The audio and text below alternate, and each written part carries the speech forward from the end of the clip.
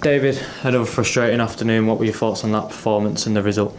Do you know, last week I got Frankie to do the press after it because I think like MD that watches, if they do watch, I'll just think it's another broken record and we're complaining and so on and so forth. But it's once again, there's definitely something that we seem to have against us as a club. Every week there's decision after decision and people think, oh, okay, very good. If they actually watch them back week after week, they'll see what's going on. The boys, obviously York are second in the league for a reason. They're very good. You've got to give them that respect. What we have is a game plan to stay in the game, to then try and get after them. If you do that too early in any game, you will get opened up, we'll lose 5-6 goals a game. So in fairness to the players, they thought they did really well. They tried to nullify. I think they had one shot in the whole first half before the ridiculous penalty decision that the referee's given, and Ben made a decent save, but that was it, nothing else. So you've got to give the players, and I give the players so much. I've just said that to them, I try not to be delusional. It's the same conversation. They've done brilliant as they've done against early in the season, Interim, against Gateshead, against Forest Green here. Similar sort of game plan, and it's worked. Unfortunately today they've stayed in the game. We had a couple of really good moments at the start of the game that we'd actually talked about those inverted runs, and Gavin, in another day we could have scored. And if you get the first goal at this level, it does prove to be that you usually win the game. Unfortunately, before half time, honestly, it's beyond a joke. I think it got to the point where it's actually laughable about the decisions. But what's even more laughable is that the people won't take accountability for it. And I don't know, because we have been quite open to make highlight it. I think that might go against us, to be honest with you. But it's another example today. But first goal and second goal.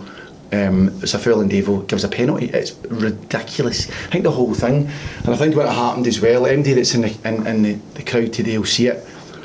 When the ball comes in, the boy fouls him. There's a 5-second delay because there are fans behind the goal shout handball, and it did hit Harry's hand, but it hits Harry's hand because the boy barged him. It's a foul. It's like all day long, and then the referee waited and gave the penalty. That's bizarre. Surely if you're sure of any decision, you give the decision. And he said he needed thinking time. Well, his thinking time was wrong. I think it's been quite a common theme that we've conceded late into games. Is that sort of been a running factor that you've found, that sort of as we've reached those later stages it's become a bit tiring for the lads?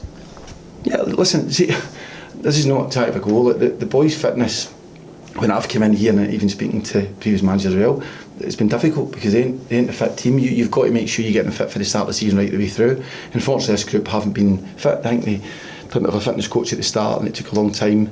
But the problem is that if you don't have those high levels of fitness that you need at a level of football, at any level, it's always a struggle. And that's why if you look at a lot of the goals they lose, sometimes it's down to fatigue. The problem that we have when you're trying to go and win games of football, you've got to go with the group you've got. Now those players, I cannot compliment them enough in regarding what they do, what they're trying to do. People, and I think you've said that to me, some people online talk about stuff that's just ludicrous. Unless you're involved in football, you won't know this. They fight and they work all the time. Do we want to have a bit more pace at times? Of course we do. Do we want to have more fitness levels? Of course we do. Unfortunately we're not, so that's why you need to find a way to win games of football. And it's actually worked for them. Unfortunately, and I mean this against the better teams, when you play your Yorks, you play your Forest Green, and I say we did it against Forest Green, we came out 1-3-0, but we didn't have any dodgy decisions that day. Today we had some really difficult decisions to deal with. So then when you have to then open up and have to go after it, a lot of the time it does leave you very open, and that's unfortunately what happened at times today. And again, it's difficult to change that at such a time during the season, because you can't, you've just got to keep getting them into games and keep trying to get through it and come up with a game plan to try and win. And to be fair to those players, it was 0-0, they'd one shot, and you've got to remember that they've won the last two games against good teams. I think Rochdale won a big one, they won 4-0 I went to. So you've got to be clever about how you go and work, how you press, and the boys were good. They did well, they nullified any of their threats at times. Yeah, they hit the ball, but that's football. At the highest level, having loads of possession doesn't guarantee winning games of football. And to be fair, they deserve to get at half time 0-0. Our game plan was always then to try and keep in the game, last 60 really trying to go for it. So you bring that freshness on. That was always the plan, and unfortunately we then get a bit of a killer when we lose the first goal. We then go for it and start to bring players on earlier than maybe we thought, and then the second goal, which is another ludicrous decision, because to be fair to Bass, I think the boy fouled him 3 times. 3 times he fouled him. It's so clear, and the inconsistency is it's laughable. they break, they score. And it's like, now, I've always, and I've said that time and time again, I think like you'll praise officials when they need to be praised, but when it's affecting the games like that, you can't. Just finally, I mean, I'll say it for you, nothing's going our way at the minute in terms of sort of outside look. How do you keep the lads in there going and sort of believing? Listen, it's not easy, let's not kid ourselves, but again, as a group of men, first and foremost as human beings, they've been good. You know, I don't care what anybody says, they can say what they want unless you know them. When I've come into here, it's been a very, very difficult season for them. I get that, no matter who's standing here or who's assisting or who's round about it. I think in total we've had about 9-10 coaches in total this season in regards to who's working with them. The one thing I'll credit them is they're trying.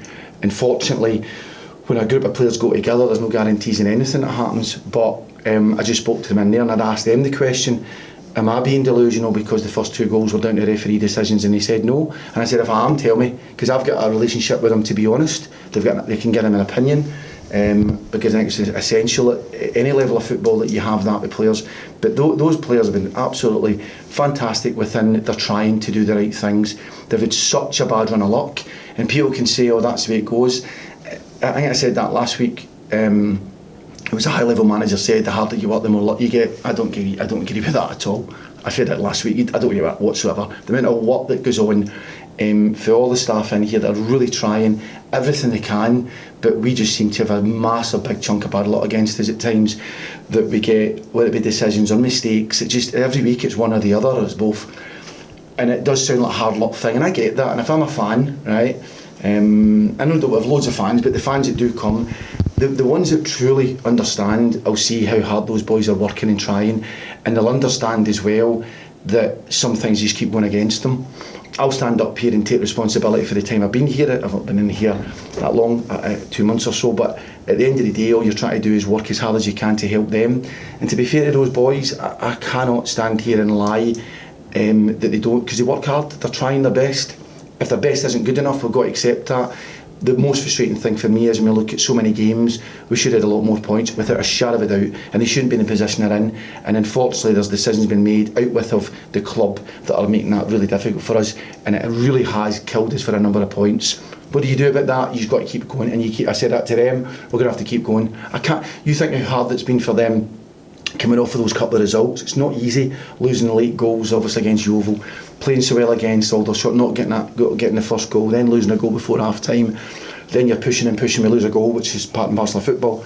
We just don't have a lot of prolific players. Nick gets goals, he's not been more prolific strikers, unfortunately, or ones that get goals, so you're always trying your best to try and find a way to come off the back of that and then to go out there against a team setting in the league with a big support, loud.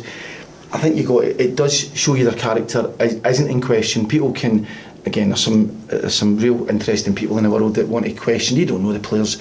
They do work hard, and I'd love MD that loved you said to me, people go online, come in here now, you can speak to them now, no problem at all. The bottom is that they have gave everything they can for what they've got, and that's all we've tried to do, and we'll continue to do that. Now, granted, the more the games go down, the harder it gets. The more the games go down, the harder it gets. They've just been so unfortunate. And listen, if it was down to again the individual mistakes, we'll take responsibility for that.